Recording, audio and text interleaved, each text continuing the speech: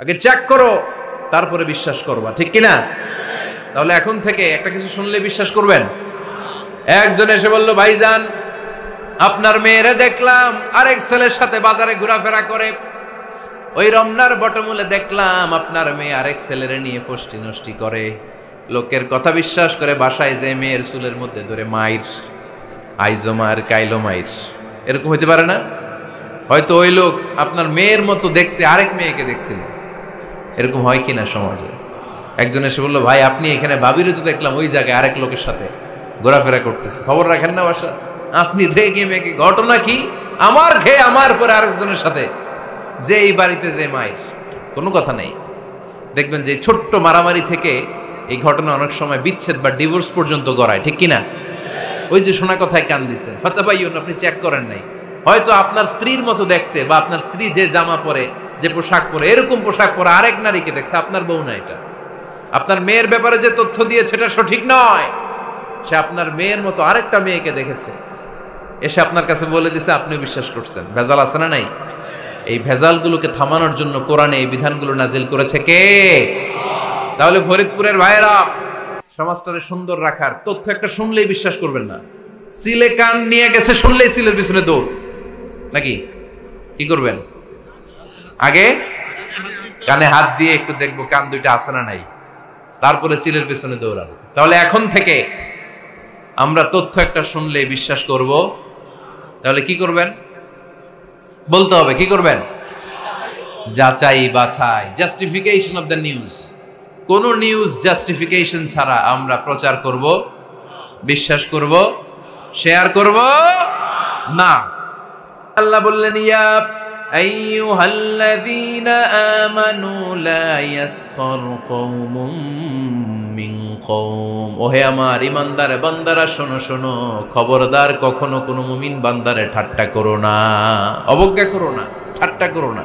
তার মনে কষ্ট হয় এমন কোন কথা তারে বলো না। Never scoff of anybody. কাউকে নিয়ে ঠাট্টা করবেন না, তার দেহ নিয়ে, তার আকৃতি নিয়ে, তার বংশ নিয়ে। এক লোকের বাবা ছিল চোর, কিন্তু তার ছেলে অনেক ভালো। আপনি কি তারা বলতে পারবেন তুই চোরের ঘরের চোর? বলতে পারবেন? চুরি করছে বাবা, ওর কি দোষ? কথা বলেন। এগুলো কবিরা গুনাহ। আওয়াজ করে বলেন তো, কি গুনাহ? কবিরা গুনাহ। কারো আকৃতি নিয়ে, আমার ফরিদপুরের কলিজার টুকরা যুবক ভাইরা, কারো আকৃতি নিয়ে কখনো অবজ্ঞা করবে না, তুচ্ছ জ্ঞান করবে না। এটা কবিরা গুনাহ, এটা আল্লাহ খুব অপছন্দ করেন। এর কারণ আকৃতিটা আমাদের হাতে নাই। আমাদের কারো নাক লম্বা, কারো খাটো, আমরা কেউ কালো, কেউ সাদা, আমরা কেউ স্মার্ট, কেউ অন্যরকম। তো এই যে আমাদের এক এক ধরনের আকৃতি, এটা কি আমি বানাইছি? আপনি বানাইছেন? দিছে কে? এই জন্য কারো দেহের গঠন নিয়ে যদি আপনি অবজ্ঞা করেন, এটা প্রক্ষান্তরে আপনি স্রষ্টাকে নিয়ে অবজ্ঞা করলেন। কারো দেহের আকৃতি নিয়ে যদি আপনি তুচ্ছ করেন, তাকে তুচ্ছ করেননি, আমার রবকে আপনি তুচ্ছ করেছেন। চিল্লায় বলেন ঠিক কিনা? খবরদার, তুই কালু, তুই লম্বু, তুই মোটু, তুই কানা, তুই রোহিঙ্গা, আছে না নাই? ইদানিং ইদানিং এটা খুব চলে। এই রোহিঙ্গা নামটা আছে না? ফরিদপুরে এগুলো ঢুকে নাই না? আমাদের ওইদিকে দেখি কি অবস্থা, কারোর সাথে কেউ লাগলে তুই রোহিঙ্গা। কি আশ্চর্য, এই গালি কবে আসলো? হ্যাঁ, অনেক ধরনের গালি। ঢাকায় আর একটা চলে ফইন্নির ভূত, কি বলে? এই এগুলো আগে শুনি নাই আমরা, রিসেন্ট এগুলো বলা শুরু করছে। ফইন্নির ভূত, রোহিঙ্গা না, এগুলো বলে আপনি কাউকে অবজ্ঞা করতে পারবেন? পারবেন না। খবরদার, এটা কবিরা গুনাহ, এটা ছোট গুনাহ মনে করবেন না।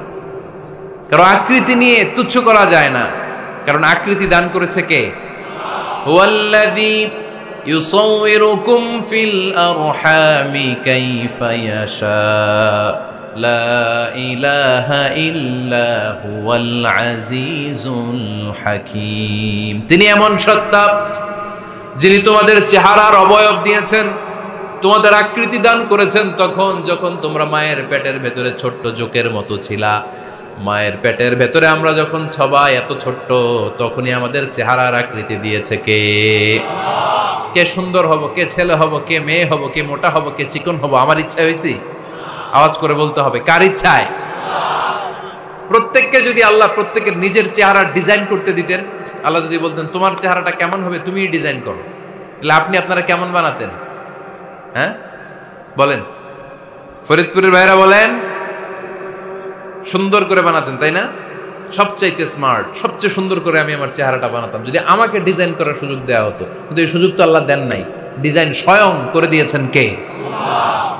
কোন নারীকে যদি আল্লাহ বলতে এই নারীরা তোমাদের চেহারা কার কেমন লাগবে তোমরা বানাও, প্রত্যেক নারী কি করত? বিশ্ব সুন্দরী করে নিজেকে বানাতো। খুদ ধরার মতো কোনো জায়গা সে নিজের জন্য রাখতো না, ঠিক কিনা? কিন্তু এটা আল্লাহ দেন নাই। এই আকৃতিটা আমাদেরকে সরাসরি দান করেছেন কে?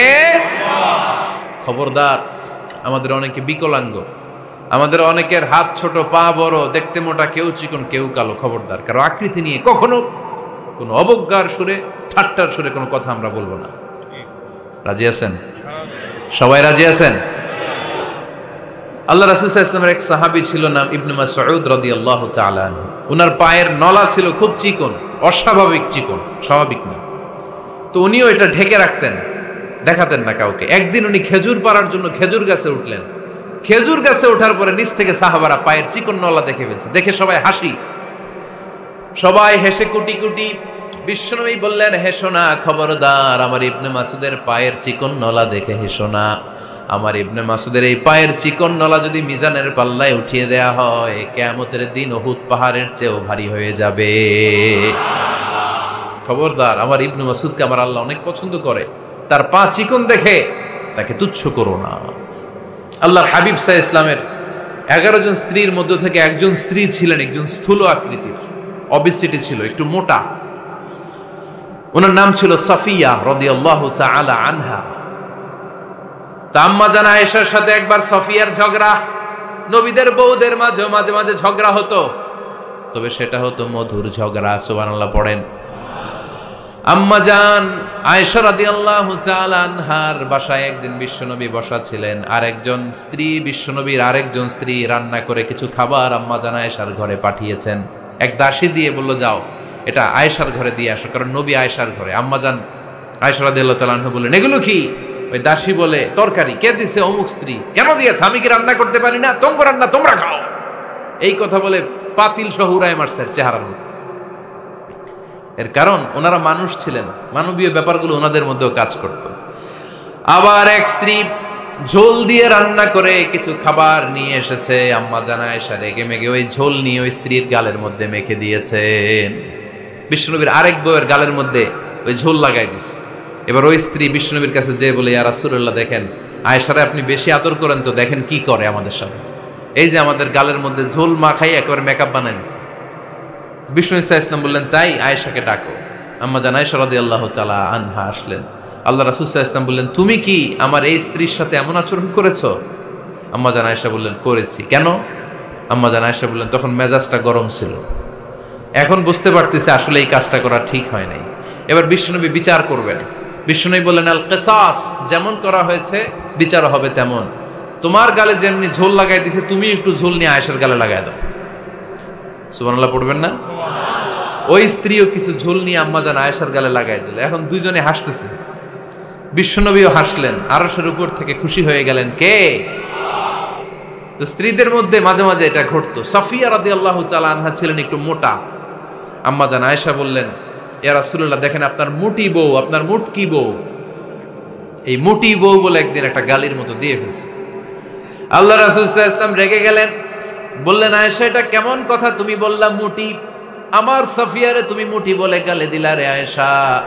ইয়া আয়েশা লাকাদ কুলতিলা কালিমা লাউ মুজিজাত বিমাইল বাহরি লামাজাজাতহু, এমন একটা মন্তব্য তুমি সাফিয়ার ব্যাপারে করে ফেলেছো রে আয়েশা, এই কথাটা যদি সাগরের নীল পানির মধ্যে ছেড়ে দেয়া হয়, এই কথার পঙ্কিলতার কারণে, এই কথার কর্দমাক্ততার কারণে, এই কথার পঙ্কিলতার কারণে সাগরের সব পানিগুলো মুহূর্তের মধ্যে কালো হয়ে যাবে।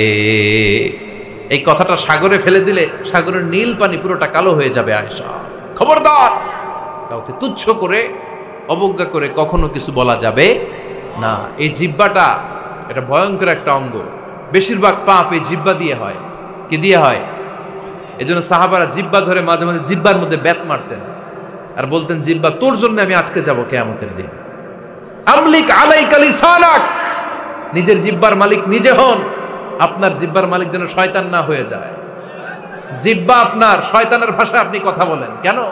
খবরদার, প্রতিটা কমেন্ট, প্রতিটা কথা, প্রতিটা মন্তব্য, এগুলোর ব্যাপারে কিয়ামতের দিন পাই টু পাই করে আপনার কাছে আল্লাহর সুপ্রিম কোর্টের কাঠগড়ায় দাঁড় করিয়ে আপনারা জিজ্ঞেস করবে কে? এজন্য বিশ্বনবী বলছেন মাইয়াদমানলি মা বাইনা লিহিয়াইহি ওয়া মা বাইনা রিজলাইহি আদমান লাহুল জান্নাহ। আমার কোন উম্মত যদি দুইটা অঙ্গের গ্যারান্টি আমারে দেয়, আমি আমার উম্মতকে জান্নাতের গ্যারান্টি দেব।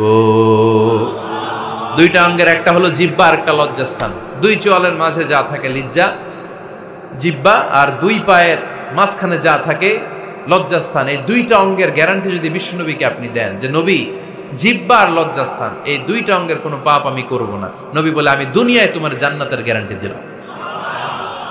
এজন্য জিহ্বাটারে সামলান, যা মনে চায় বললেন না। খবর আছে না নাই? খবর আছে। মা ইয়ালফিযু মিন কাউলিন ইল্লা লাদাইহি রাকীবুন আতীদ। যা মুখ দিয়ে বের হয় লিখে রাখার জন্য দুইজন ফেরেশতা রেডি করে রেখেছে কে? চিল্লায় বলেন। যতদিন আমরা বেঁচে থাকবো ততদিন থাকবে আমাদের কাঁধে। আমরা মরে যাবো, এই ফেরেশতারা উড়াল দিবে, ঠিক কিনা? দুই কান্দে জি ছিল যে তোমার দুইজনা পাহারা, তোমারে একলা থইয়া পালাইছে তাহারা। তোমার আটকুঠুরি নয় দরজা বন্ধ এবার হলো রে হলো। মুখে আল্লাহ রসুল সবে বলো, ও মুখে আল্লাহ রসুল সবে বলো। দুয়ারে আইসাছে পালকি নাই হরি গাও তোলো রে তোলো। মুখে আল্লাহ রসুল সবে বলো, ঠিক না? এজন্য সাবধান। আমলিক আলাইকা লিসানাক, নিজের জিহ্বার মালিক নিজে হন। মন যা চায় মুমিন তখন ইচ্ছা মতো মন মতো কোনো মন্তব্য ছুটতে পারে না। বিশ্বাসী বলে যদি নিজেকে দাবি করেন, নিজের জিহ্বার মালিক নিজে থাকার দরকার আছে না নাই?